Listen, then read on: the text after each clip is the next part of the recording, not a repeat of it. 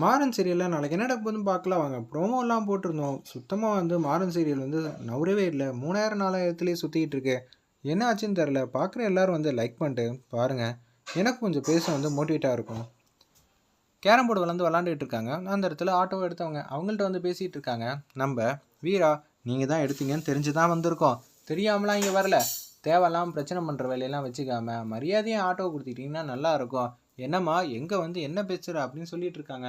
நான் தான் பேசிட்டு இருக்கேன்ல நீ அமைதியா இருக்க மாட்டியான்னு வீரா வந்து ஆஃப் பண்ண பார்க்குறாங்க அந்த இடத்துல. அண்ணா சென்டிமெண்ட்டுண்ணே புரிஞ்சுக்கங்கண்ணே. அவங்களுக்கு அண்ணன் இல்லை. இதை வச்சு தான் அவங்க பொழப்பு நடத்திக்கிட்டு இருக்காங்க. அப்படி இருக்க சூழ்நிலை இல்லை. நீங்கள் தயவு செஞ்சு வந்து பெரிய மனசுபடி அதை வாங்கி கொடுத்துருங்கண்ணே. அதாவது எவ்வளோ பேமெண்ட் வேணால் கொடுத்துட்றேன். இந்த ஏரியாவோட பெரிய மனுஷனோட பையனாக இருக்கனால தான் நான் ஒன்று அமைதியாக டீல் பண்ணிகிட்டு இருக்கேன். இல்லாட்டி என்னோட டீலிங்கே வேறு மாதிரியே இருக்கும். சென்டிமெண்ட்டை பற்றி என்கிட்ட பேசிகிட்டு இருக்கேன். எனக்கெலாம் சென்டிமெண்ட்டே கிடையாதுடா. அது மட்டும் இல்லாமல் எனக்கும் ஒரு விஷயம்லாம் இருக்குது. எடுத்த பொருளை திருப்பி கொடுத்ததா சரித்திரமே இல்லைங்கிற மாதிரி அவர் உட்காந்து காமெடி பண்ணிகிட்டு இருக்காரு. ஏன்னா பேசிக்கிட்டு இருக்க அவர் தான் அமைதியாக பேசிகிட்டு இருக்காருலன்னு சொல்லி கேரம் போர்டெலாம் தூக்கி போட்டுட்டு வீரா வந்து மாஸ் பண்ண ஆரம்பிச்சிடுறாங்க. ஏய் உங்கள் 2 பேரும் இன்னும் ஒரு நிமிஷத்துக்கு மேலே இங்கே பார்த்தேன்னு வச்சுக்கேன். அப்புறம் நான் என்ன செய்வேன்னு எனக்கே தெரியாது அப்படின்னு சொல்லும்போது பேரதிர்ச்சியாக வந்து இருக்காங்க. அடுத்த நாள் காலையில் வந்து பொழுது வந்து விடியுது. இப்போதைக்கு நீ எந்த பிரச்சனையும் பண்ணாதங்கிற மாதிரி தான் மாறன் வந்து நைட்டில் சொல்லிட்டு போயிருக்காங்க. இருந்தாலும் வீரா வந்து வேறு லெவலில் ஒரு விஷயம் வந்து பண்ணிட்டாங்க.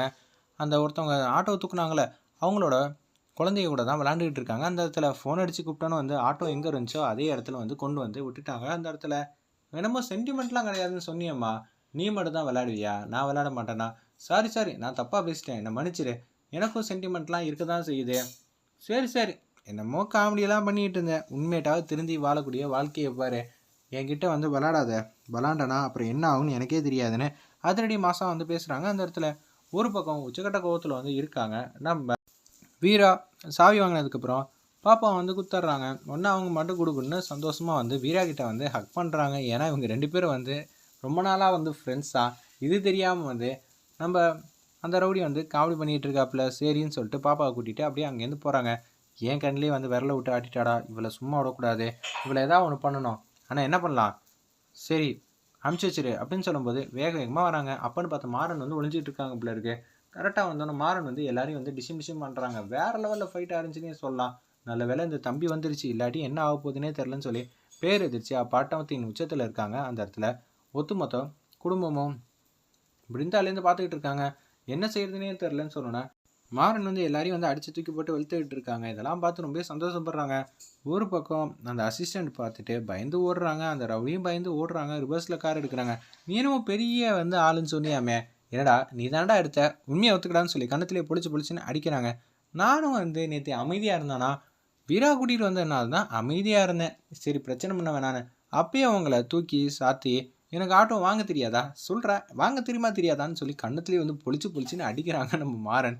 செம அல்டிமேட் காமெடியாக இருந்துச்சுன்னே சொல்லலாம். அவங்களும் பயந்துட்டு கொடுக்கணும்னு ஓடி போகிறாங்க. ஒரு பக்கம் நீங்கள் எல்லாம் பத்திரமா வந்து வீட்டுக்கு போய் வேறு ஆட்டோவில் வந்து ஏற்றி அமுச்சு விட்றாங்க. வீராவோட ஃபேமிலியை, அதாவது அவங்க அம்மாவையும் தங்கச்சியும் அமுச்சு வைக்கிற மாதிரி காட்டுறாங்க. ஒரு பக்கம் வீரா வந்து கேட்குறாங்க, என்னடா பின்னாடி ஃபாலோ பண்ணிகிட்டு இருந்தியா? ஆமாம் ஃபாலோ பண்ணிட்டு தான் இருந்தேன். என்னோடய கெஸ்ட் வந்து மிஸ் ஆனதா சரித்திரமே இல்லை.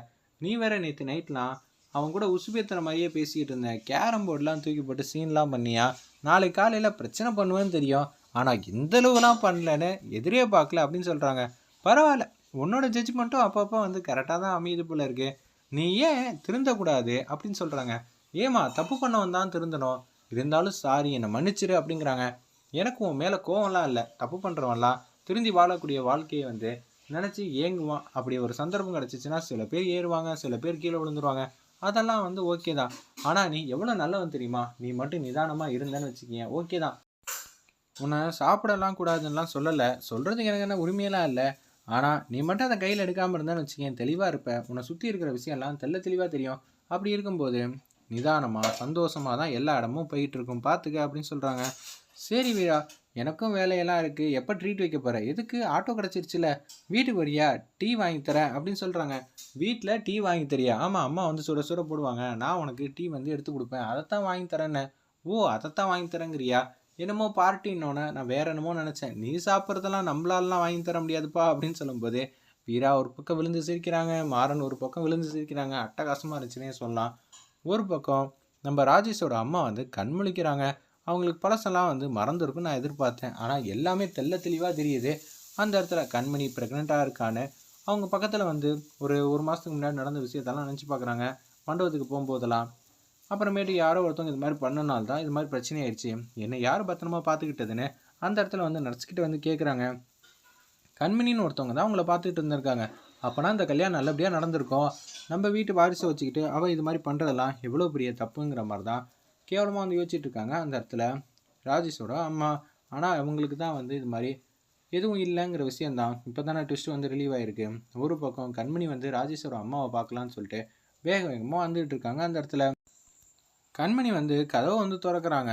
செம உச்சக்கட்ட கோவத்தில் இருக்காங்க ராஜேஷோட அம்மா. அப்பன்னு பார்த்து நடந்ததெல்லாம் சொல்கிறாங்க. ஏய் நீ தான் வந்து இப்படி இருக்கல்ல, அப்படி இருக்கும்போது அந்த வீட்டில் ஒரு பையனை வந்து கல்யாணம் பண்ணிக்கிறியே, உனக்கெல்லாம் வெக்கமா இல்லையா அப்படின்னு சொல்லும்போது நடந்த விஷயத்தெல்லாம் சொல்கிறதுக்கு அதிகபட்சம் வாய்ப்பு இருக்குது. எபிசோட் ரொம்ப அருமையாக இருந்துச்சுன்னே சொல்லலாம்.